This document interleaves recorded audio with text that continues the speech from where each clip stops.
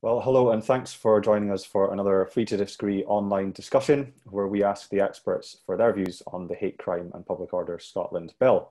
Today, I'm joined by two allies of the Free to Disagree campaign, two unlikely allies, you might say, Simon Calvert, the Deputy Director of the Christian Institute, and Stephen Evans, the Chief Executive of the National Secular Society.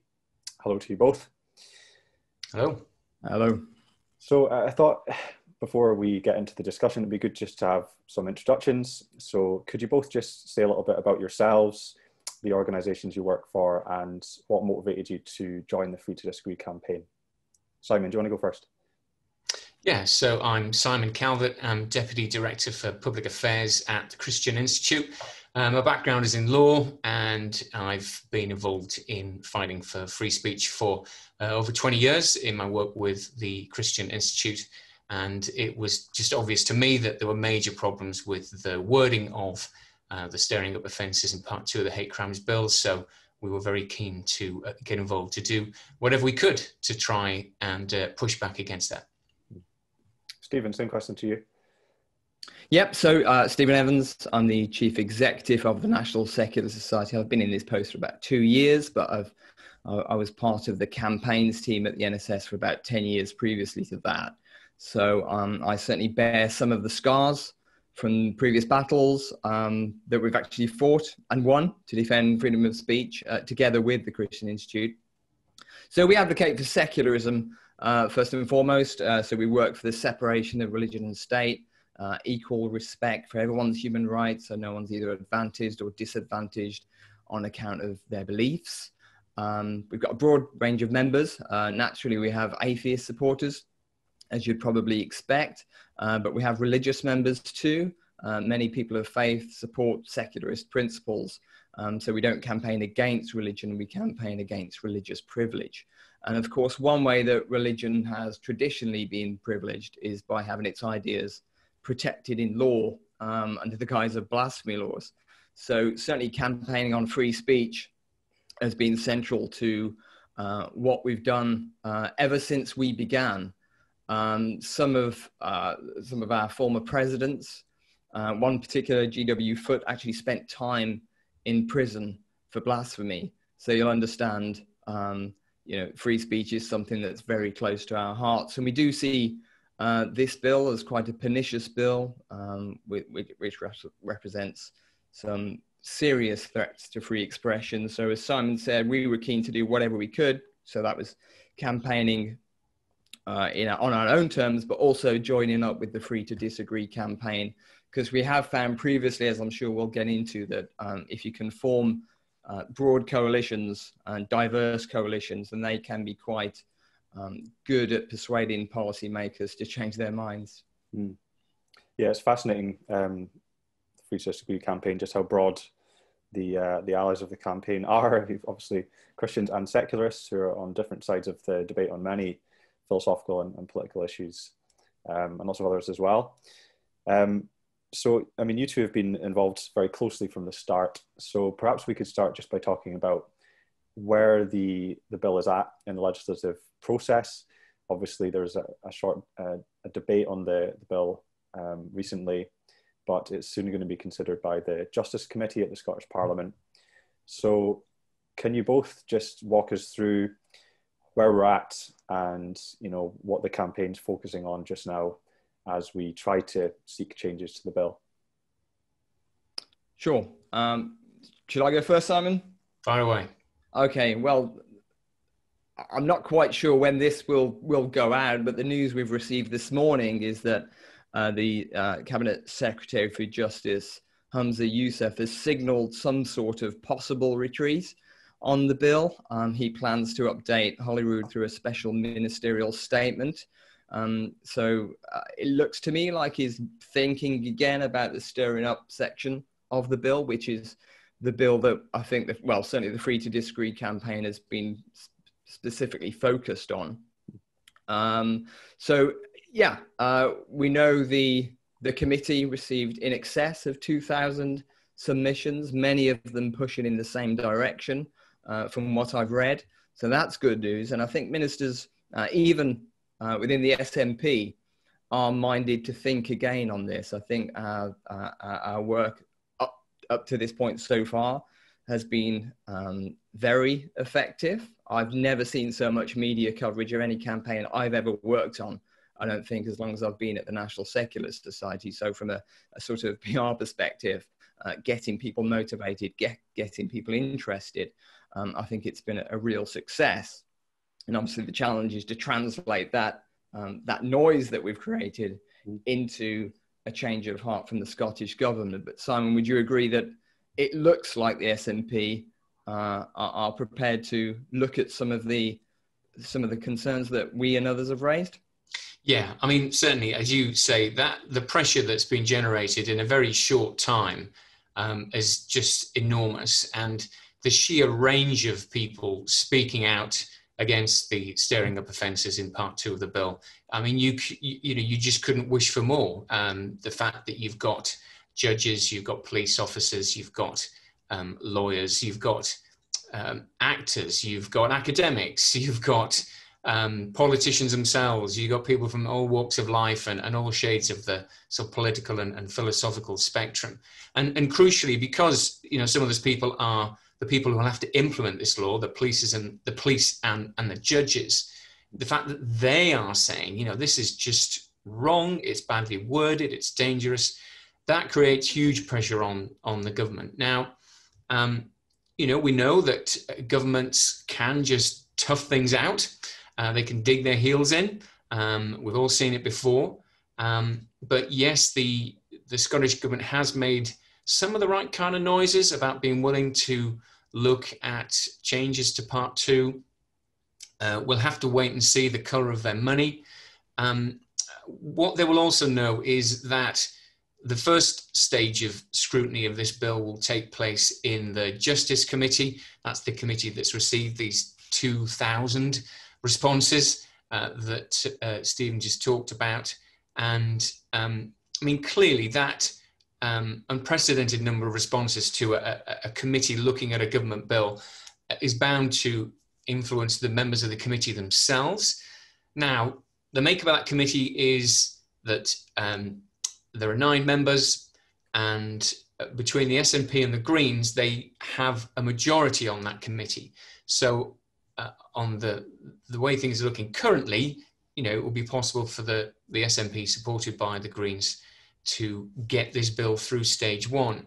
But I think that there are small causes for optimism that that even the SNP members of that committee, and perhaps even the Green member John Finney, are going to have to recognise that the chorus of criticism is just too overwhelming, and that they're going to have to themselves look at some kind of amendments. So the government know that in theory, it's possible that the Justice Committee could, take this out of their hands and make their own amendments. So yeah, all the pressure is on the government to make some kind of compromise. The question is, how far they're going to be willing to go.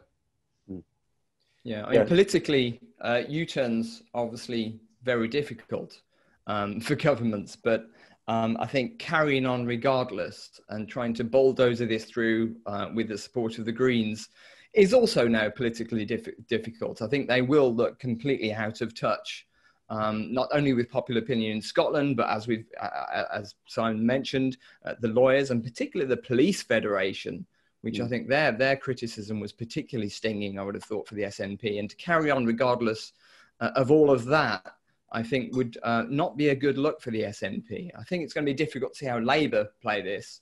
SNP may well be, MSPs may well be kind of minded to paint Labour as the bad guys, because as we know, standing up for free speech isn't always that easy. I think a lot of this bill is actually an exercise in virtue signalling in many ways. I don't think this bill actually does anything that the law doesn't already cover.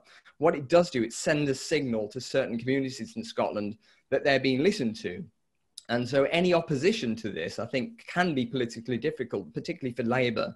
It may not play well with some of their supporters. So it's be interesting to see where Labour come out at the end of all of this, after the Justice Committee's consideration of the bill, but I am optimistic that sanity will prevail.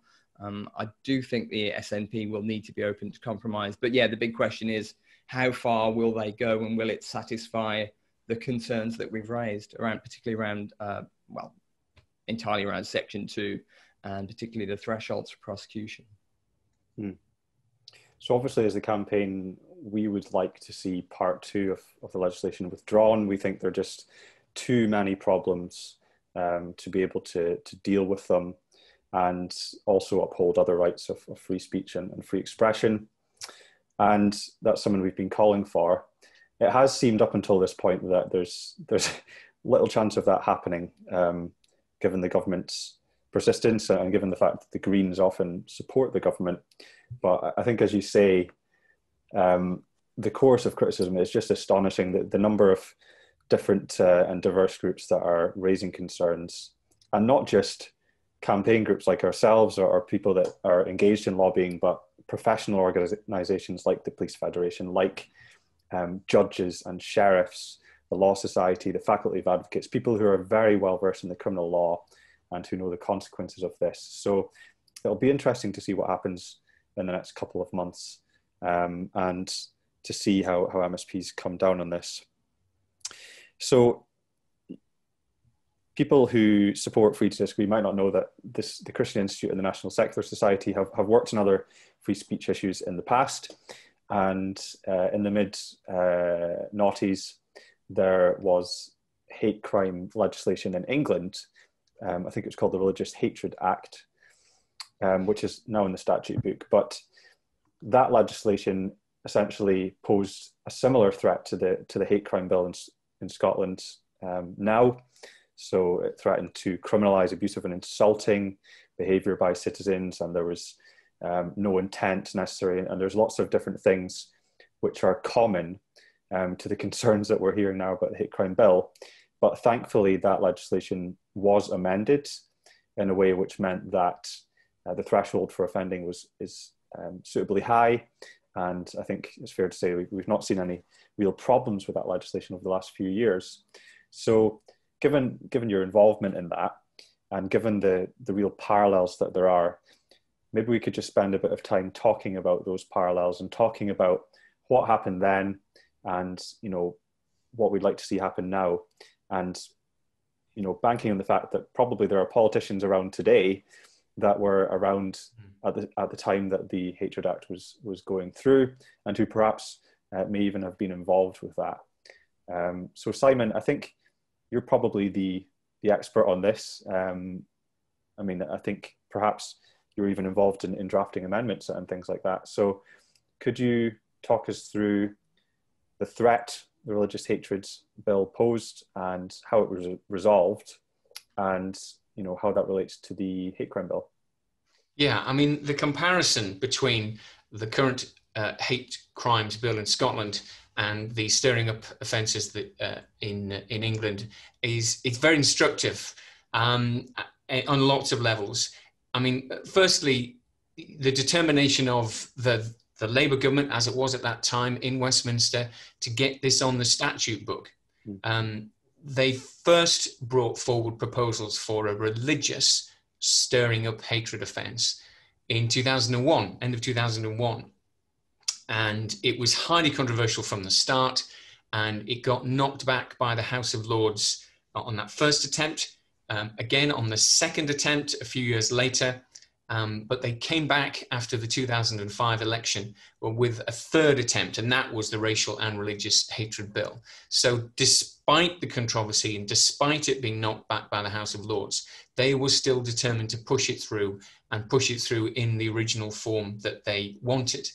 But thankfully, there was a huge public reaction against it, and that was the first time the Christian Institute and the National Secular Society worked together on free speech issues. Again, this unlikely partnership. We have so many different views about so many of life's most important issues, but there are some things where we strongly agree, and free speech is one of them. And it's always been a great privilege for me personally to work with people at the National Secular Society on these things. I think it's fair to say that neither is attempts to require the other to compromise any of the things we believe. And the fact that free speech is the thing that we're fighting for, that's the very thing that we need to be able to have mutually in order to be able to advance what we believe and defend what we believe. But there was a huge public reaction. There were demonstrations outside Parliament. There were crowds of people going to Parliament to see their MPs, to try and persuade them not to back the government's religious stirring up offence. And within the Parliament itself, you had opposition again from across the parties. And what's most instructive was that at that point, the SNP backed our side of the argument. So the government proposed a stirring up offence where the threshold was threatening, abusive or insulting words or behaviour intended or likely to stir up hatred, and there was no free speech clause.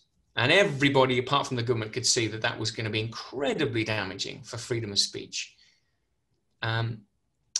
What then happened was that the opposition parties got together in the House of Lords, along with some of the campaign groups, and they crafted an amendment which was passed. And that trimmed the thresholds back to threatening words, not abusive or insulting, threatening. So the highest of the thresholds of those three words. And then the second part of it, they pinned it back to intended to stir up hatred, not mere likelihood, but actually intended to stir up hatred. And then thirdly, they inserted this really very robust free speech clause, which protects the freedom to insult and abuse beliefs, not people who hold beliefs, but the beliefs themselves. It protects criticism, ridicule, the lot. And those of us working on that were keen to, we knew that we would only keep all of those great changes to the legislation if we could get the Commons to back it. The Commons and the Lords have to agree. So, and that was a big ask. You know, Tony Blair's Labour government had a considerable majority and popularity. It was going to be, it seemed like an impossible task to try and win a vote in the House of Commons. But we did. And key to winning the vote in the House of Commons was the votes of the SNP. Because in fact, we won the final crunch vote by just one vote. And I think it was 5 out of 6 of the sitting SNP MPs came to Parliament, to the Commons that day and voted with us. And that was despite the fact that it was a piece of legislation which, on the face of it, only affected England and Wales.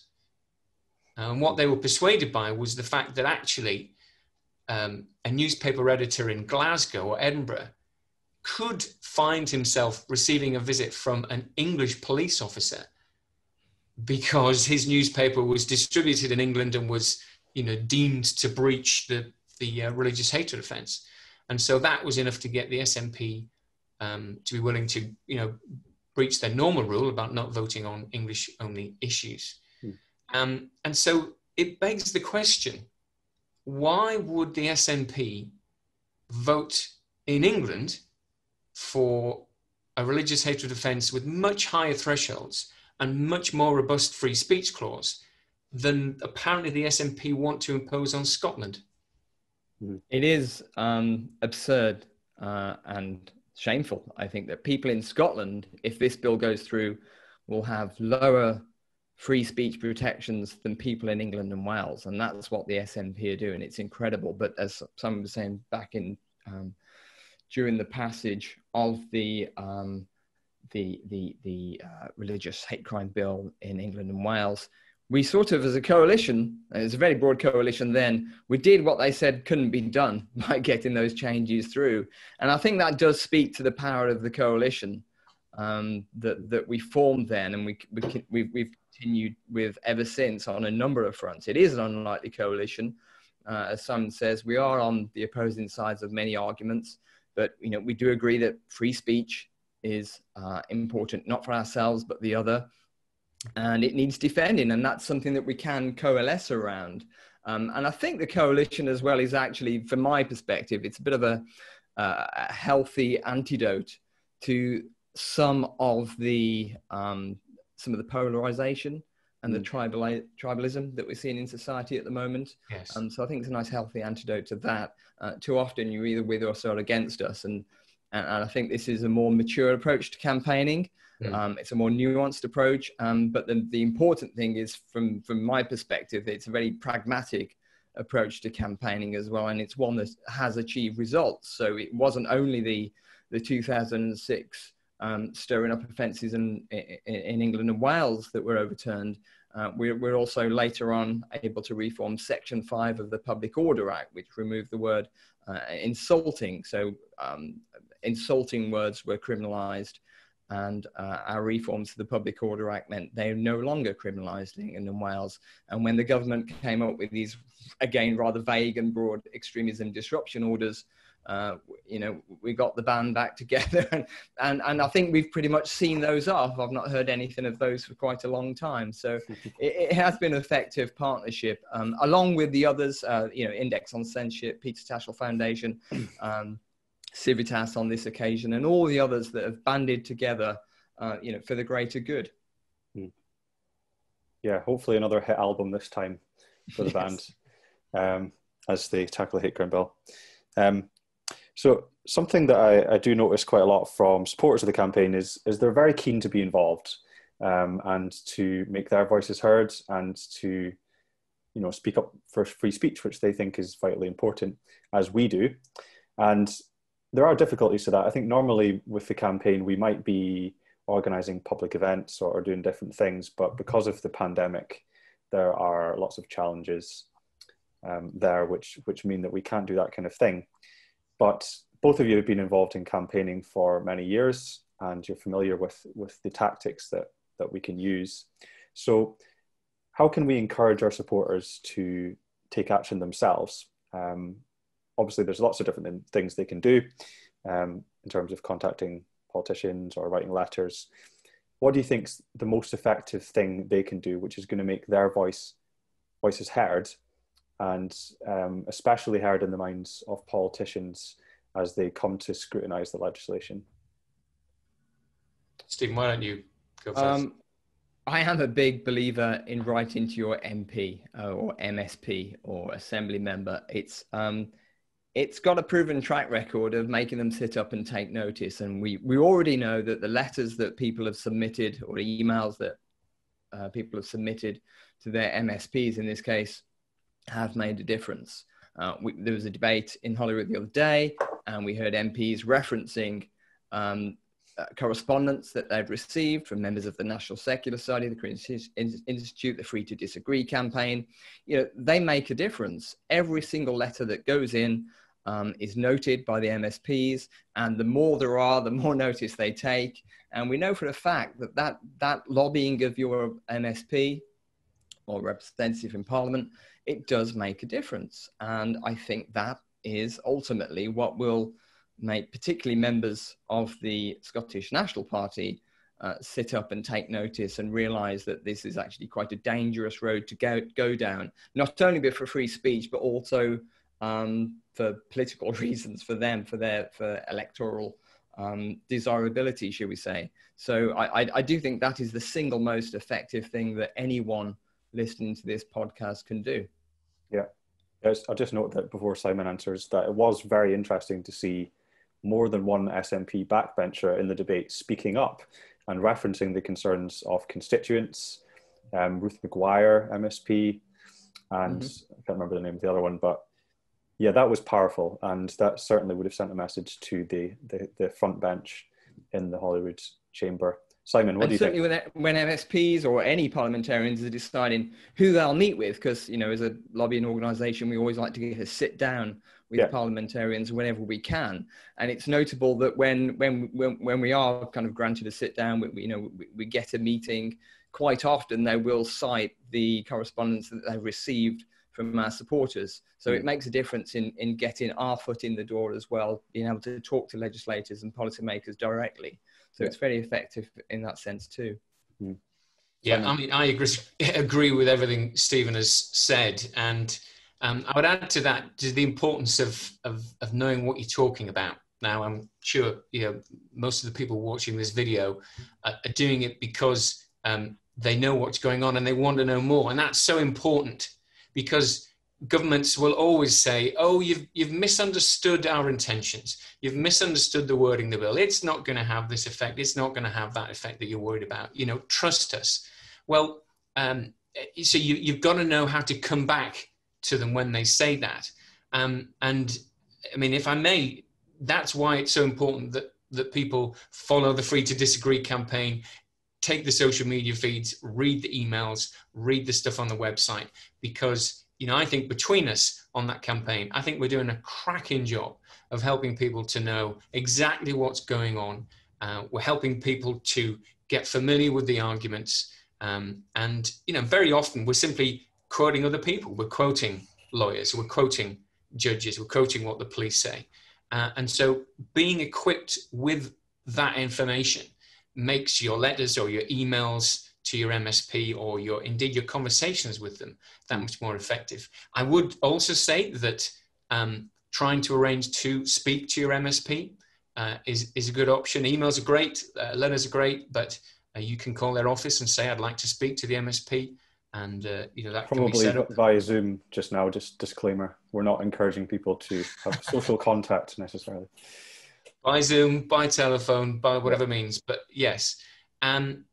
And I think the other thing is that, once you do know what's going on, once you have read around the issue, like, Free to Disagree supporters do, you can get involved in the debate in other ways.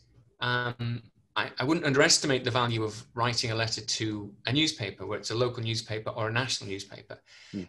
It's true that the letters pages of the Scottish newspapers have been full of this. And again, overwhelmingly, those letters are coming from people who are concerned about the stirring up offences. So that's very important too. And of course, online, you have plenty of opportunity on the comments section of your favourite newspaper, and even through social media, just to continue to make the case. And I think I think something that characterises the approach that Free to Disagree takes, that Christian Institute and the National Secular Society have always taken, is that we're trying to persuade people. We're trying to be reasonable. We're trying to be factual. And we're trying to come up with arguments that help move people towards us. We're not just kind of banging our fist. And I think that's very important too. Great, that's so helpful.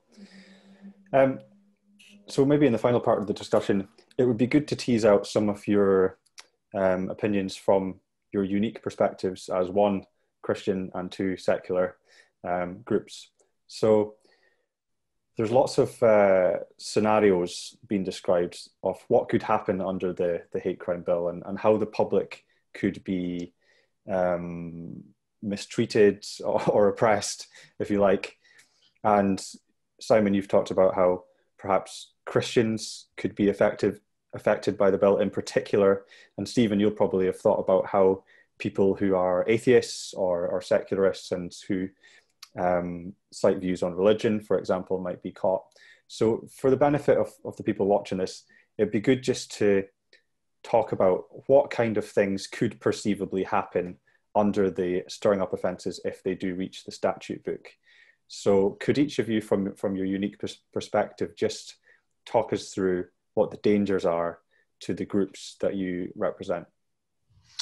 Well, if I can start, I mean, at the Christian Institute, we have long experience of helping Christian street preachers.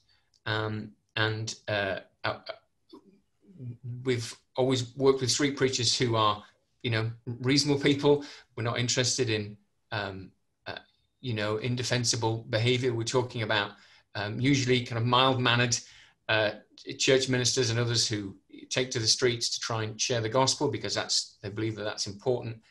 And, what they find is that sometimes people who don't like their message can deliberately overreact, or they can try to provoke them, or they can go to them with questions about controversial social issues to try and catch them out. And then they go off and they complain to the police. And far too often, the police are much too interested in the content of, what these mild-mannered street preachers have had to say about some of these hot-button issues, whether it's sexual ethics or whatever else it may be. And so we can obviously see the scope for people to try to use this against Christians who are talking about controversial social issues. As a matter of fact, the convener of a group that calls itself Atheist Scotland has pledged that he will look to use this bill to report places of worship over their sermons and over their holy books. Now, I want to be very quick to say that I've been clear that I do not think he represents all atheists, and also acknowledging Stephen's point that secularists are not all atheists. But it only takes one. It only takes one complaint. And so if you have somebody like that who sees the very wide, vague wording of these stirring up hatred proposals as a tool to try to get the police to shut up or intimidate people that they don't agree with, you can see how dangerous that could be. Yeah, Stephen. Yeah, and certainly some of the debates that we're engaged with as secularists, particularly, let's say for the sake of example, around Islam. So discussions about the niqab and forced veiling, about religious schools, about non-stun slaughter. All these debates are going to be made more difficult if people have a law that helps them to silence these sort of debates. And sticking with Islam as well, not wanting to pick on any particular religion, but we've just recently had the anniversary of the Charlie Hebdo publication of the cartoons of the Muhammad. They've obviously published pictures of the Prophet Muhammad in the past, and for that they've paid very dearly with their lives. And it wasn't so long ago that everyone was saying "Je suis Charlie" and coming out in solidarity with them. But under this legislation, it's quite easy to see a scenario where anyone publishing a cartoon of Muhammad could quite easily be accused of being abusive and of stirring up hatred.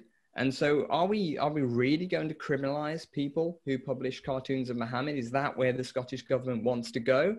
I certainly much preferred the Je suis Charlie sentiment that we heard a few years back. So that's the sort of real life things that could happen. And we also saw an Asda worker recently sacked for sharing a comedy sketch of the comedian Billy Connolly.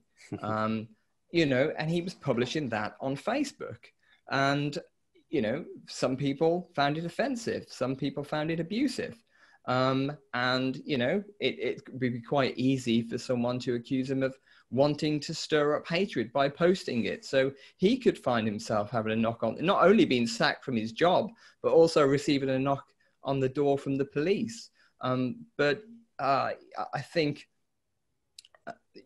some of us, we've heard Patrick Harvey quite recently attacking the Christian Institute. I think, labeling them a hate group. So if that's what the Christian Institute are, if we're going to say they're a hate group, then surely their website is all about,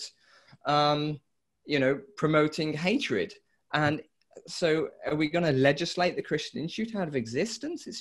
It's awful. It's a liberal, and it's very dangerous for Christians, but for atheists, but for everybody. And we've heard, I think it was the SNP member for Glasgow, Calvert, was it? Who spoke about people who've been trying to defend sex-based rights. So the whole transgender debate has been quite a toxic debate, unfortunately. But, I'm sure it's happened on both sides of the debate. People have been accused of stirring up hatred. People have been accused of being abusive. So these discussions will just become, as difficult as they are at the moment, they will become even more difficult if this bill passes. So it's a very pernicious, dangerous piece of legislation. It's not all bad. This is the bill that will abolish Scotland's blasphemy laws. So it's got one very good thing going for it as far as I'm concerned. So we'd certainly want to see that part of the bill preserved. But the stirring up of hatred offences really do threaten a whole manner of people who are just trying to engage in debate. And sometimes the way people engage in debate isn't particularly nice. Sometimes they want to be abusive. But, you know, hey, being offended from time to time is the price that we pay for living in a free society. And believe me, it's a price that is worth paying. So we want to keep the police out of our debates and our public discourse. We don't want the police policing our tweets.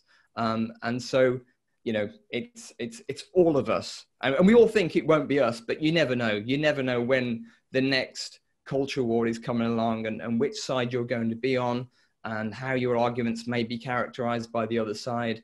And, you know, if we allow this sort of legislation to go through, then I think it makes all of our ability to debate much harder. Yeah, and just to pick up on Stephen's point about current debates,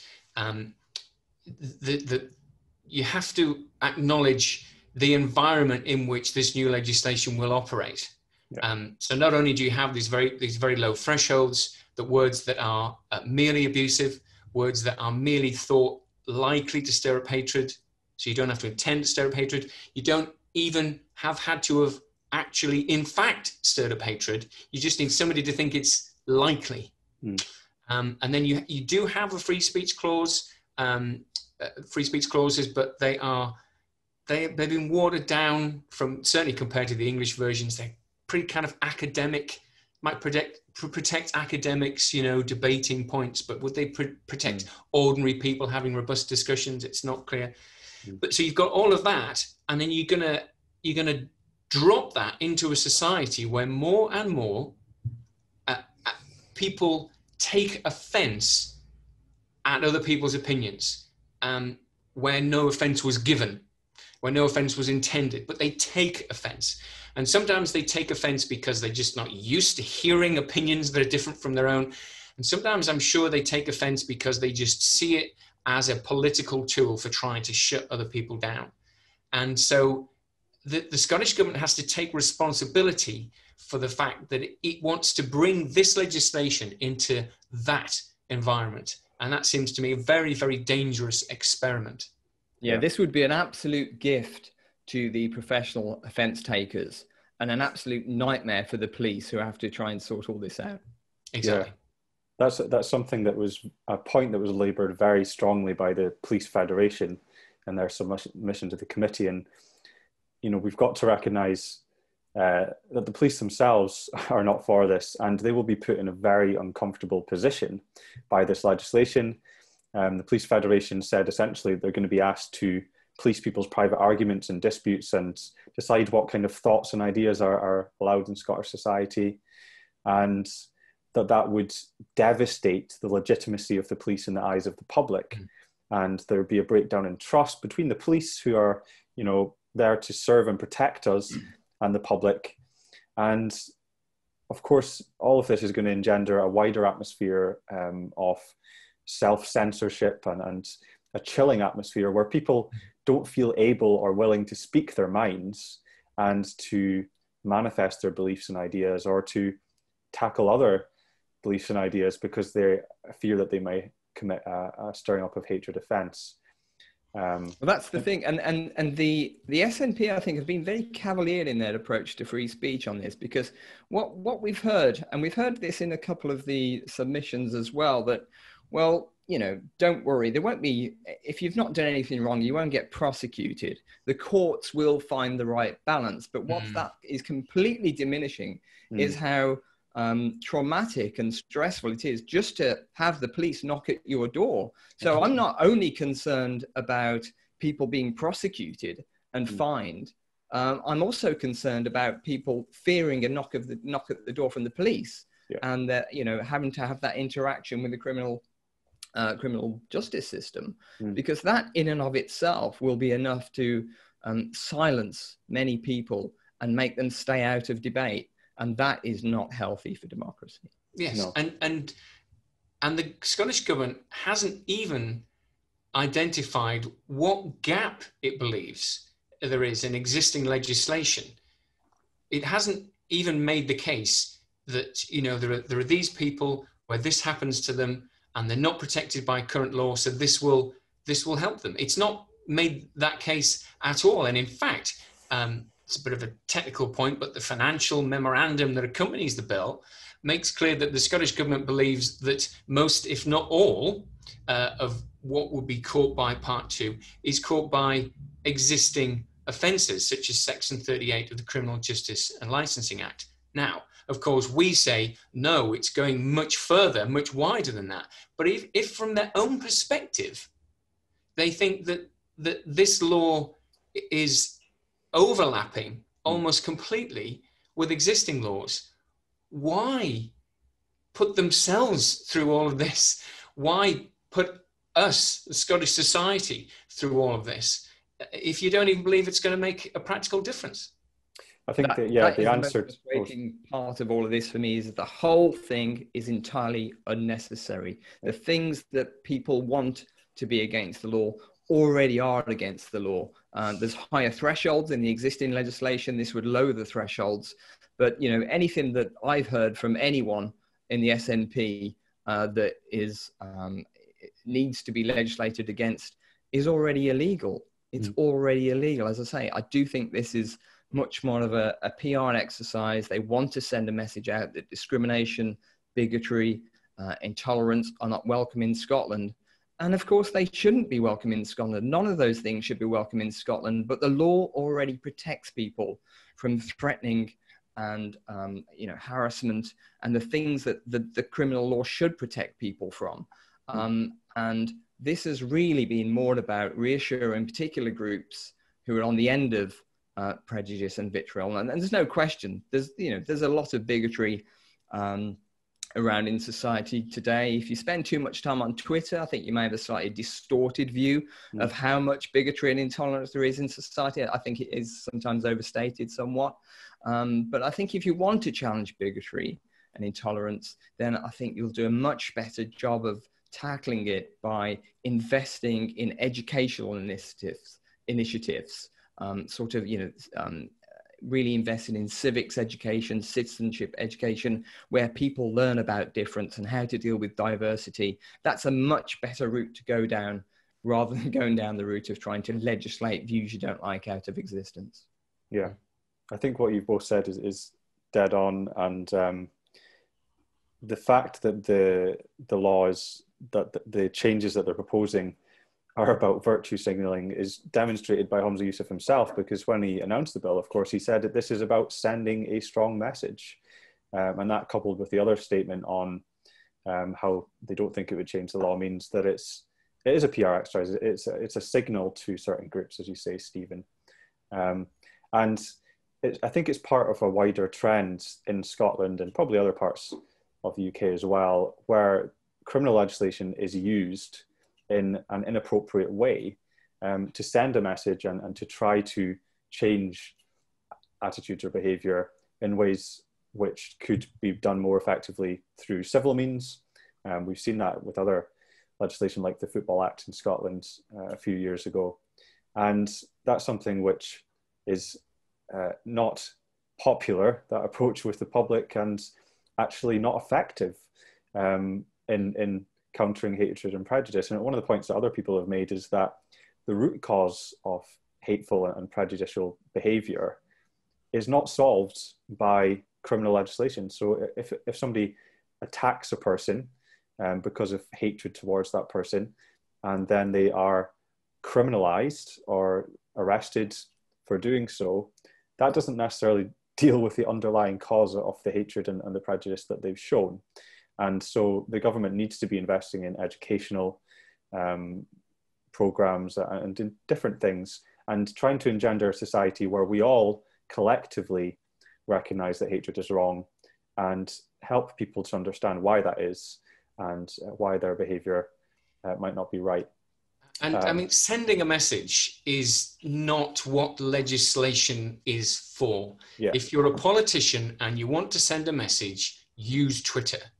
The law is there to make things illegal. And also, if you are going to legislate, then you need to understand your own legislation, and you need to be prepared to listen to expert advice about what the effect of your legislation is going to be in the real world. And the fact is that on part 2 of the Scottish Hate Crimes Bill, all the experts are lined up on one side, and they're saying it's badly worded, it's going to work out badly in effect in society, don't do it. Yeah. And unfortunately, the assurances of politicians are no good when all these experts are lining up on the other side. Yes, if Steve and I get lifted by the police for saying something controversial in Scotland, you can't say, well, you know, Humza Yousaf said that it wouldn't apply to me saying this. That's, as you say, it's worthless. The police will have to apply the law as it's worded, and the courts will have to apply the law as it's worded. And, you know, it's so vague that almost anything can happen. Yeah. Okay, well, I think that's probably a nice point to end the discussion. It's been really interesting to get your thoughts. And thanks for everyone who's tuned into this. And please do keep following us on Free to Disagree. If you've not already subscribed to our mailing list, you can do so at the website, www.freetodisagree.scot. Please do also follow us on Twitter and on Facebook. And remember what we said in this discussion about making your voices heard. We'd encourage you to write to your politicians and to newspapers and to rehearse some of the arguments which we've been talking about here, and impress upon MSPs the need to ditch part 2 of the hate crime bill. So thanks for tuning in, and see you next time.